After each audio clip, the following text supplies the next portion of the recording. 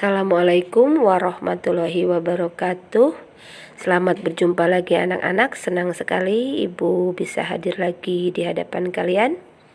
Kali ini Ibu akan menjelaskan secara sepintas tentang teks laporan hasil observasi. Pengertian dari teks laporan hasil observasi adalah teks yang berisi laporan, yang laporan itu didapatkan berdasarkan hasil pengamatan atau hasil observasi, baik yang dilakukan oleh mata, telinga, kulit, hidung, atau seluruh alat panca indera yang ada di dalam tubuh manusia.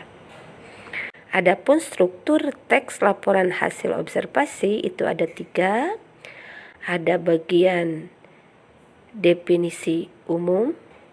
Di dalam definisi umum itu dijelaskan definisi atau pengertian secara umum dari objek yang akan dijelaskan. Struktur yang kedua adalah deskripsi bagian, di mana di dalam deskripsi bagian itu dijelaskan secara rinci dan mendetil tentang objek yang akan dijelaskan. Dan struktur yang ketiga yaitu deskripsi manfaat. Di dalam deskripsi manfaat itu akan dijelaskan manfaat dari objek yang dibahas, dan kemudian juga ada simpulan dari objek yang dibahas. Dalam bagian struktur definisi umum itu terdapat kalimat-kalimat definisi, dan di dalam bagian struktur deskripsi bagian itu terdapat kalimat-kalimat deskripsi.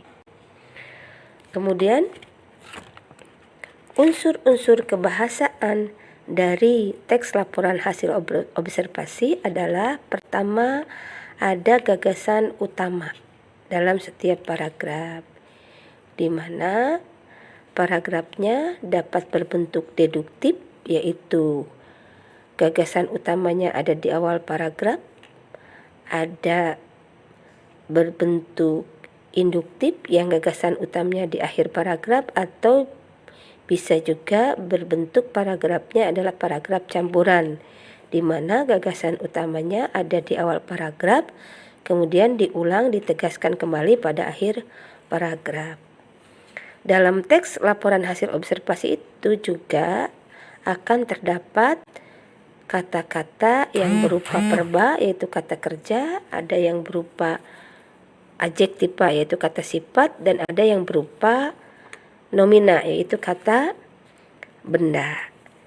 Kemudian dalam teks laporan hasil observasi itu juga ada kalimat deskripsi dan definisi, di mana kalimat definisi itu berbentuk umum, pengertian, dan kemudian biasanya ditandai dengan kata adalah, sedangkan kalimat deskripsi itu kalimat yang lebih spesifik, lebih khusus, lebih rinci, dan lebih detail.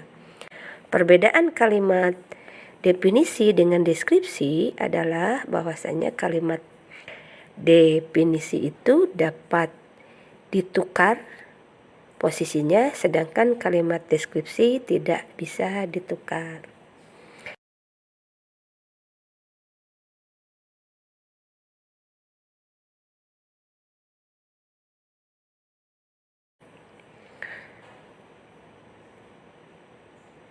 Selanjutnya, anak-anak, dalam teks laporan hasil observasi itu juga ada kalimat simpleks atau kalimat tunggal.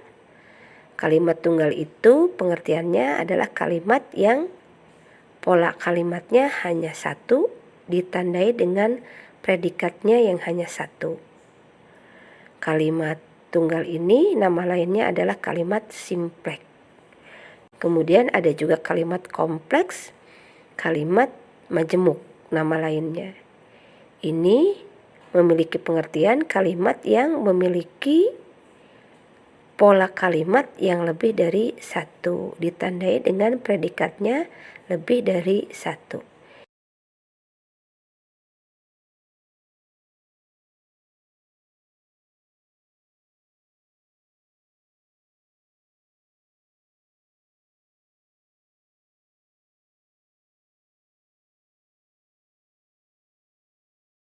Inilah contoh-contoh kalimat simpek dan kompleks atau kalimat tunggal dan majemuk.